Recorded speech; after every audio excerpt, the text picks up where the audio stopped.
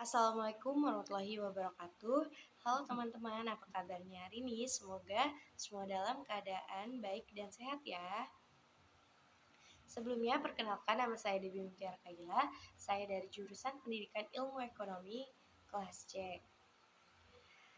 Pada kesempatan kali ini, saya akan menjelaskan dan menjawab pertanyaan dari mata kuliah Filsafat Ilmu Pendidikan.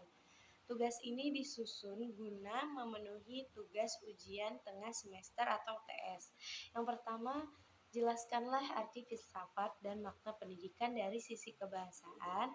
Kata filsafat berasal dari bahasa Yunani yaitu filosofia. Filos artinya cinta, sophia artinya kebijaksanaan atau kebenaran. Jadi filosofia adalah orang yang mencintai kebenaran sehingga berupaya memperoleh dan memilikinya.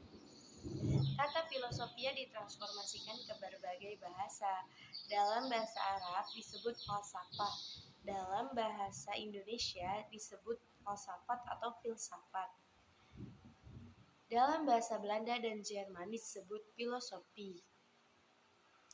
Makna pendidikan. Pendidikan adalah usaha sadar dan terencana untuk mewujudkan suasana belajar dan proses pembelajaran agar peserta didik secara aktif mengembangkan potensi dirinya untuk memiliki kekuatan spiritual, keagamaan, pengendalian diri, kepribadian, kecerdasan, akhlak mulia, serta keterampilan yang diperlukan dirinya, masyarakat, bangsa, dan negara. Yang kedua, ceritakanlah sejarah perkembangan filsafat secara singkat. Jadi, filsafat muncul sejak manusia ada dan sejak adanya pembicaraan manusia. Maka, sejarah lahirnya filsafat di mana Yunani, India, Persia. Karena filsafat memiliki kualifikasi tertentu, maka lahirnya filsafat diidentifikkan dengan Yunani. Hal ini sesuai dengan karakter orang Yunani ialah rasional. Yang ketiga, jelaskanlah arti filsafat dan makna pendidikan. Jadi, hubungan antara filsafat pendidikan dan manusia secara singkat adalah sebagai berikut. Filsafat digunakan untuk mencari hakikat manusia sehingga diketahui apa saja yang ada di dalam diri manusia. Hasil kajian dalam filsafat tersebut oleh pendidikan dikembangkan oleh dan dijadikannya potensi nyata berdasarkan esensi keberadaan manusia. Yang keempat, jelaskanlah bagaimana hakikat diri dan keberadaan kita sebagai makhluk alamiah dan sosial di lingkungan kehidupan kita. Hakikat diri manusia sebagai makhluk alamiah, manusia dan alam memiliki hubungan yang sangat berkaitan erat dalam proses pertumbuhan dan perkembangan sesuai zaman dan pengaruh teknologi yang dimiliki manusia.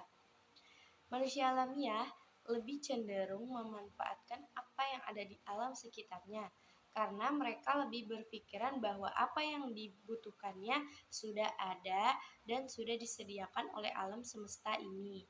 Keberadaan manusia sebagai makhluk alamiah. Yang pertama adalah memiliki eksistensi diri yang mencakup kepercayaan diri, keegoisan diri, harga diri, martabat diri, dan sebagainya. Yang kedua, ada manusia memiliki unsur-unsur rohania ditambah zat material yang masing-masingnya mempunyai peraturan tersendiri yang bertentangan.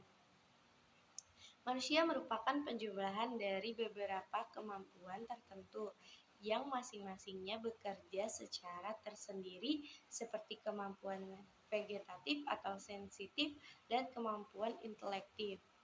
Harga diri manusia sebagai makhluk sosial.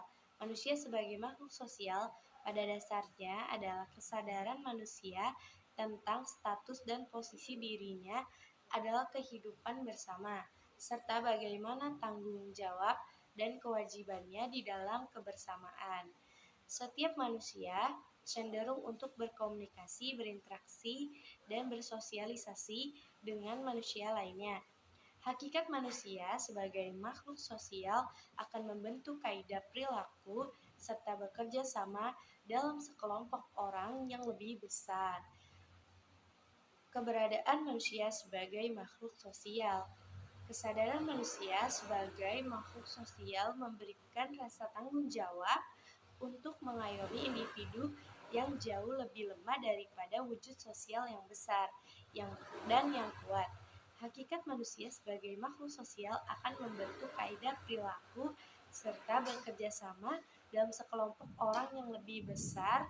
Selalu terjadi interaksi. Dalam berinteraksi, manusia memiliki sifat yang khas, yang unik, yang dapat menjadikannya lebih baik. Itu saja yang bisa saya sampaikan. Kurang lebihnya mohon maaf. Wassalamualaikum warahmatullahi wabarakatuh.